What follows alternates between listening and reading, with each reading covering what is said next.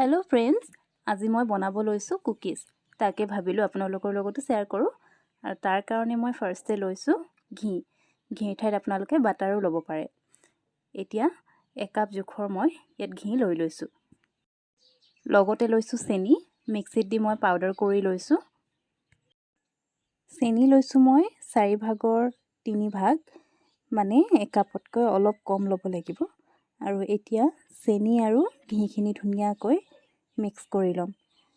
ঘিটো অকণমান গলাই ল'লে মানে ভাল হয়। এয়া দেখিছেনে, চেনি আৰু ঘি দুইটা কি ধুনীয়াকৈ মিক্স হৈ গ'ল আৰু ঘিৰ ৰংটোও সলনি হৈ গ'ল। এতিয়া এইখিনি আৰু অলপ সময় এনেদৰে ফেটি ল'ম।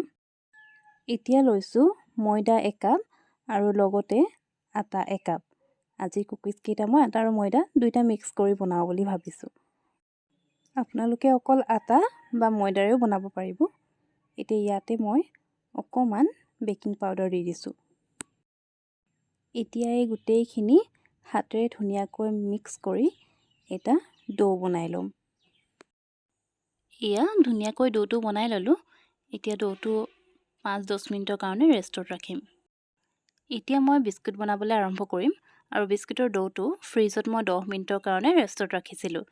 বেছি সময় ৰাখিলে মানে ডোটো টান হৈ যাব, সেইকাৰণে 5 মিনিট বা 10 মিনিটে ৰাখিব লাগিব।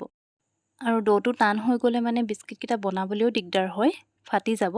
সেইটো কাৰণে অকণমান সময় কাৰণে ৰাখিব লাগিব।